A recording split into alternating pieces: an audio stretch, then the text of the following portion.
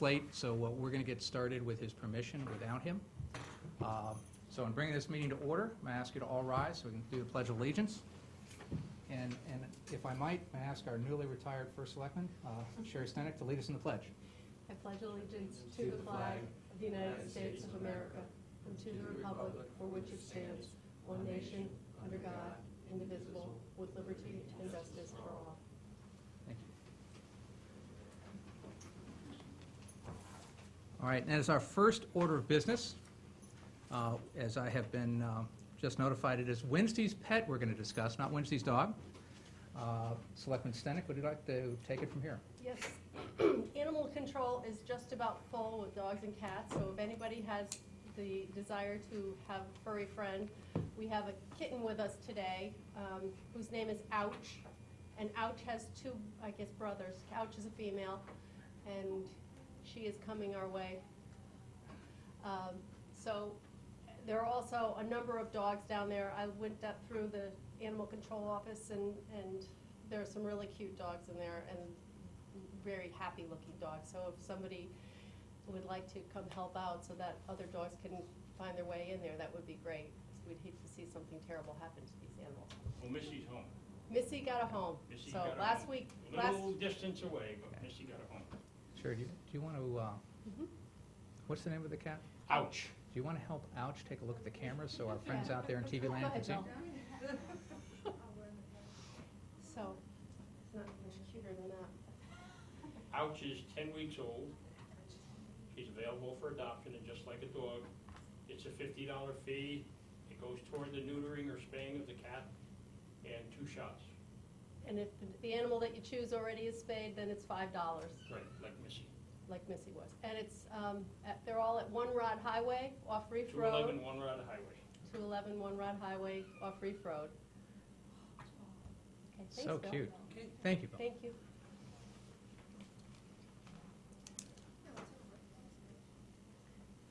All right, that's the first item on the agenda. Do you want to wait on minutes until Mr. Walsh is here? Because I don't think we have a quorum to vote on those, since I'm not going to vote on those. Yes. Okay. So we'll hold on those. Next up is the tax collector. Is Stan here? Oh, no, he doesn't come with these.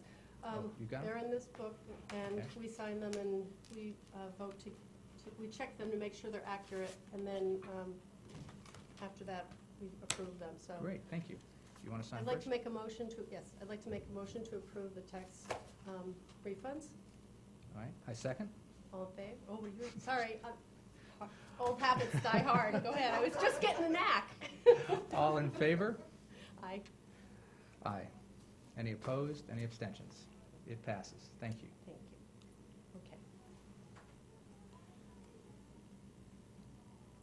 While you're signing those, we'll move on to the next item. It's a resignation. This is for information purposes only. Terry Medin is resigning from the Human Services Commission. Terry's moving out of state, and I'd like to thank him for his service to the town. He's a great guy, so I knew in Rotary as well. Good. All right. Terry, thank you. Next item up are 2 appointments. To consider, or the next item up is to consider and act upon the following appointments for the Library Board of Trustees. And I'm going to have a little bit of trouble with his name. Manyu. Is he? How close did I come? Yes, that's perfect. Wow, thank you. Good job. And Robert Sussman. All right. Mr. Eam, I don't know as well, but you have one very impressive resume as it's been passed out here, so I'm thrilled to have anybody with that resume looking forward on this. And Mr. Sussman I've known for a long time personally. He's been a valuable member of our business community, and his family has been a valuable member of our business community for a long time. Did you have anything you wanted to discuss or add or ask of our No, I 2 nominees? No, I don't know Mr. Eam, but I do know Mr. Sussman and his father and family members, and I can't think of anybody better based on your resume and knowing you. If that's it from here, would either of you two gentlemen like to say anything? You're not required to, but I thought I would give you the opportunity. I just want to say that it'll really be an honor to serve on the board, and I'm very thankful for the opportunity. Thank you. Okay, you're welcome. Thank you for being interested. And I would like to echo those sentiments and say I'm looking forward to serving in the town. All right, thank you. Anybody else in public have anything to add? All right. Let's see, do I have a motion to accept the appointments? I did, yes. Second? And I guess we're ready for the vote. All in favor? Aye. Aye. All opposed? Any abstentions? All right. Gentlemen, congratulations. Thank you very much for serving the town. We very much appreciate it.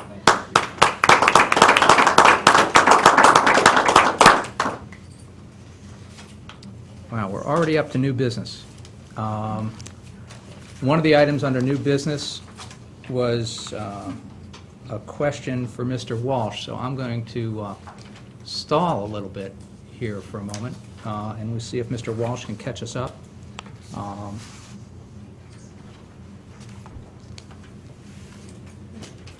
Sherri, let's see. I'd like to put one item on the agenda under new business. We need a 2/3 vote to do that, and this is just for discussion. I wanted to make you and Jim aware of this. This is concerning a proposal on how to handle the furlough day staffing. Yes. I move that we add it to the agenda. Second. All right. All in favor? Aye. Aye? All right, so it's on the agenda. Because of the way things work, it's hard to, for all of the selectmen to discuss things without doing it in a public meeting format. So this is a proposal with the current, or recent THEA labor agreement. There were 2 furlough days. The document in front of us is just a proposal on how those furlough days might be handled. This was, actually, timing is good. This was prepared by our Human Resources Director, Mary Carol Merrilees. And because it impacts the services that will be available to the town during those days, I wanted to make sure that we at least discuss this at the Board of Finance, or Board of Selectmen level. I don't believe we need to necessarily vote on this, but I wanted you and Jim to both be aware of it. Did you get a copy of this in your folder? Maybe I did, but since I just sat down before I got here, I didn't get it before then. Okay, and this has been recently handed out, so it wasn't available 2 or 3 days ago, so we couldn't get that out. I guess at this point, what I'm going to do is ask you and Jim to review this, get back to me with any questions. It basically talks about the service levels. Mary and I will talk about a communications plan to make sure the town is aware of any drop in service levels for those 2 days. But with the number of people taking the day off because of the furlough arrangement, certain departments will have difficulty in maintaining the normal service levels. So while we're going to try and do everything we can to minimize the impact on the citizens, there's some functions we just won't be able to continue with. And so this proposal basically talks about which departments basically eliminate which services for the day, and kind of how we communicate that to the public. And we had basically gone through and talked to the department heads to make sure that they were in agreement, and this was something they were comfortable with and could support with the staffing left. Only the THEA employees will be taking the time off. The department heads, the other people, unless they take a vacation day on their own, will be at work on those days. So we've got that on. All right, so that's off the agenda. We're going way too fast here. Could you talk slower? Yeah, I'll try. It's hard for me, though. I'm not good at talking slowly. Okay, there was, maybe we could talk about the affordable housing. One of the affordable housing units had some down payment assistance, and it's becoming a short sale. And normally, we have that, correct me if I'm wrong, Mark, but my recollection is that down payment assistance over time diminishes the amount that needs to be. It's recorded as a lien in second position after the mortgage on the property, and it's an indefinite term loan, so it's ultimately repaid principal only in full at the time in which the property is sold, transferred, or refinanced. Now, if the property, should we Should we bring this into, I don't. think we'd have Sure, to why don't we do it? Hold on one second. Go ahead. Do you move that we add this item to the agenda? I move that we add this item to the agenda. Okay, I'll second that. All in favor? Aye. Aye, it takes a 2/3 majority, and it has it. Okay, go ahead, Mark. Why I don't you can give just us? fill you in briefly. This concerns a property at 27 Pine Tree Lane, which is half of a duplex unit. Under the Community Development Block Grant Program, through federal funds provided under the Community Development Block Grant Program, the town provided first-time homebuyer assistance to the Syed family so that they might purchase the half of the duplex unit at 27 Pine Tree Lane in 2006. The town provided a total of $7,950 to defray down payment costs associated with that purchase. And it was provided, as I mentioned, as a zero-interest indefinite term loan in second position after the mortgage. Subsequently, the family ran into some financial difficulties. They're now facing foreclosure. They're trying to negotiate a short sale, and the bank has asked the town to accept less than the $7,950 that is owed by the lien. As I mentioned earlier, these are federal dollars for which the town acts in a fiduciary capacity, administering the Community Development Block Grant Program. There are no town monies involved.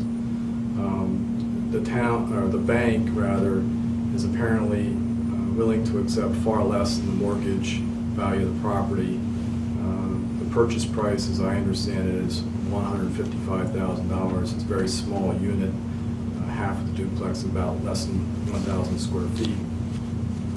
The mortgage on the property is approximately $250,000, so the bank is willing to accept less than what they are owed, and they're asking the town to accept less than what we are owed using these, in repayment of these federal dollars.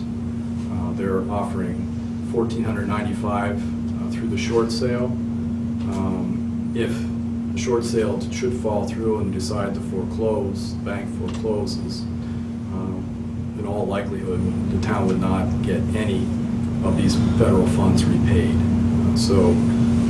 Since we're in second position, they're willing to accept far less than the mortgage value of the property. The town likely would not get anything if it went through foreclosure. So typically, fortunately, our experience has been that this is the aberration in most cases. Homeowners that provide down payment assistance under this federal program repay the loan in full when it's refinanced, transferred, or sold. This is one of the few instances where we're being asked to accept less than the full value of the loan in repayment, full satisfaction of the lien. And so that's why it's before the board today. And again, we have had this program for many years. You're familiar with the Sherri. We receive funds annually from the federal government under the Community Development Block Grant, a portion of which we use towards down payment assistance for first-time, income-eligible first-time home buyers. And this is such a case. I know you had mentioned that Jim, thank you, you had mentioned that Jim wanted to know about the value of the unit and for me to use my real estate background. So I went and pulled up just the listing history on that particular property. And actually, a couple of years ago, or at least a year ago, I showed that property, so I kind of remember it in the back of my mind. And it's in decent enough shape, but they've had it on for as low as $145, and that's when it finally took a deposit, and it came down from $179, the original price. So, it's been on for a long time, and that's what, I think it's the market value for what it is, based on the activity that they had, so. Okay, any other questions? I don't have any more.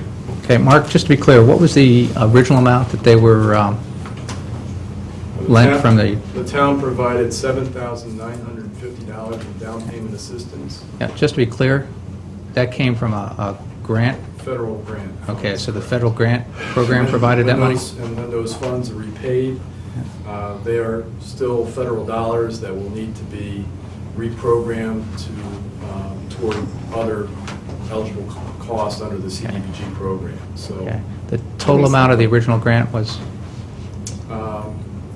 to this this property, unit? for this unit? It was $7,950 in down payment assistance and $7,000 toward closing costs.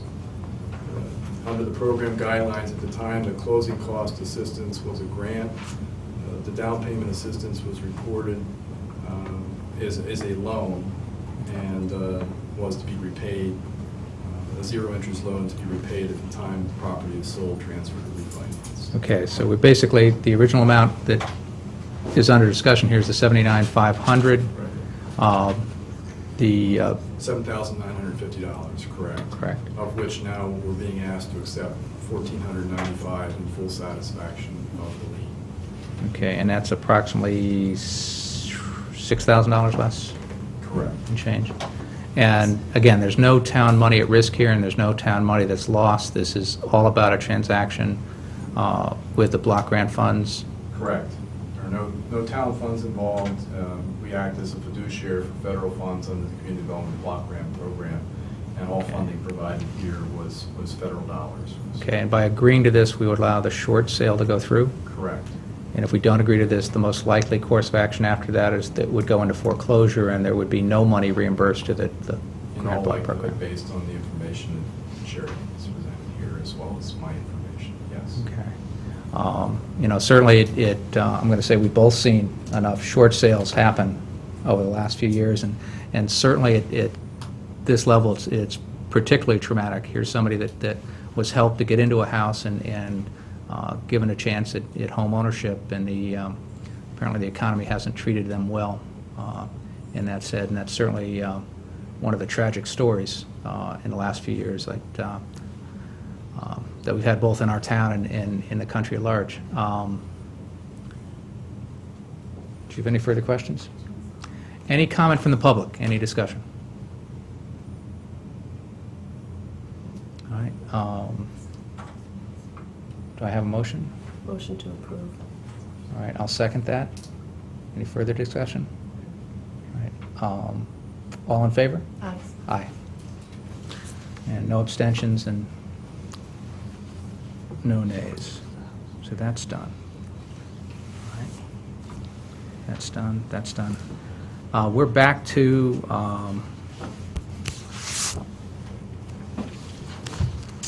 Anything besides the oil tank? I don't have anything besides the oil tank.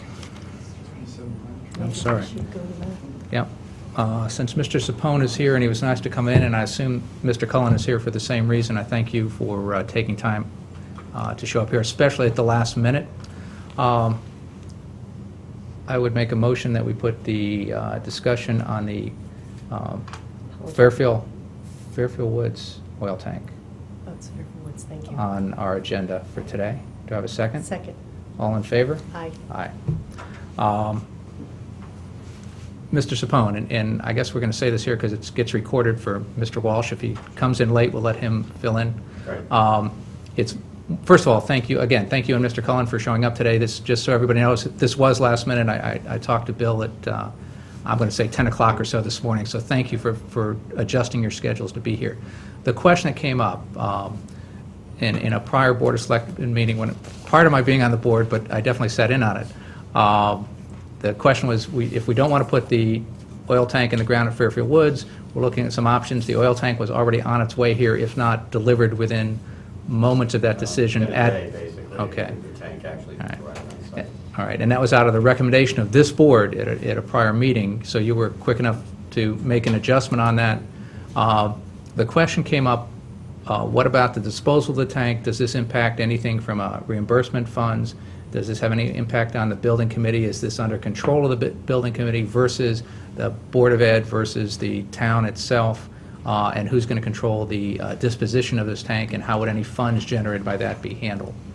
Could you fill us in on the process? Basically, what this involves is, just like anything else in this project, it's a change order item. If we were to change furniture or wall movements or anything within the building, it would be within the building committee's purview to make those changes and cover those costs, and basically we're managing our own budget on it. This particular item may come out to be in our favor rather than in opposed, because the main part of the expense is in the excavation and the prep of the ground for installing the underground tank, which that part we didn't do. So we did receive the tank, it's brand new, And we're looking at various options for disposing of it, either by sale or, mostly likely for sale. We don't believe there's a place in town that it could be used. But however it's disposed of, the money that's generated from that goes back into the project fund, of course, because we paid out of the project for that, and it's part of our budget, so we're responsible for the recouping the costs of the oil tank as well. Okay. So- And I believe you mentioned that you're working with the town purchasing department, so we'll be following the normal process and procedures in Right, terms yeah, of... I've already communicated with Twig Holland, and she has procedures already in place for disposing of excess property and things like that, and she understands the situation. And right now, we're just collecting the data on that to figure out what's the best option for moving it. They did deliver it to, because it came in so quickly and we didn't have a place to put it, it got placed at Lake Mohegan in the parking lot there, which was not the best choice, but tomorrow morning it's going to be moved down to the DPW site down in Rod Hollow, so it'll be in a different location where it's appropriate to be, and it's a very sturdy tank. It can stay there for a while without any damage or anything occurring to the tank, so we're not worried about any kind of issues in terms of age. But we are looking at finding a new home for it somewhere, and again, it's our responsibility, and it's our responsibility to the town to make sure we recoup as much money as we can from that, so that we maximize the savings for the project, because that's where the money's coming Okay. from. And based on what you said earlier, that the net result to the town, because both in selling the tank and not having to dig that big a hole at that time, when we look at the alternative, which is a smaller tank, Right. not placed in the ground, we may save some money on that, which will both help pay for this rework as potentially have a positive impact on the overall budget. Yeah, we're hoping that we do, I mean, it could be a wash, but on the other hand, with the different sizing of the tank, again, and without all the site prep that would be required, I would expect we should be able to get some savings from making the changeover. We are having our engineering staff look at what's the proper sizing for Fairfield Woods. It's different from an elementary school. They have more boilers, they have a higher burning rate, so they're doing the evaluation to see what a day tank would be.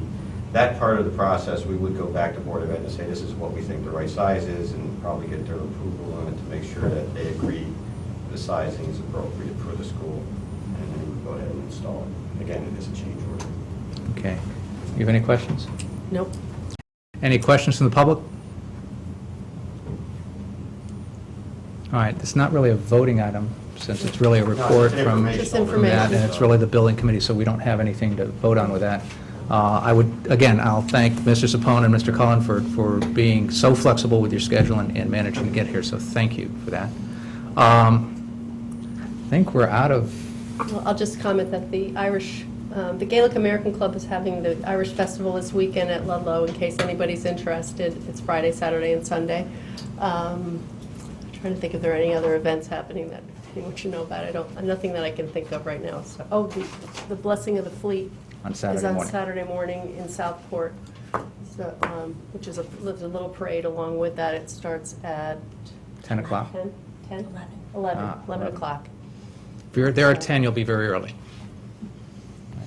That's it? Yeah, the only thing is, with the minutes, do we need to table those to the next meeting? I think that's best to do, or postpone those to, is that a motion to postpone those to a date certain in It our next is. meeting? It is. All right, I'll second that. All in favor? Aye. Aye. All right, with that, that's it. I think we're out of business. I'll entertain a motion to adjourn. Motion to adjourn. I second. All in favor? Aye. Aye. Thank you all for coming.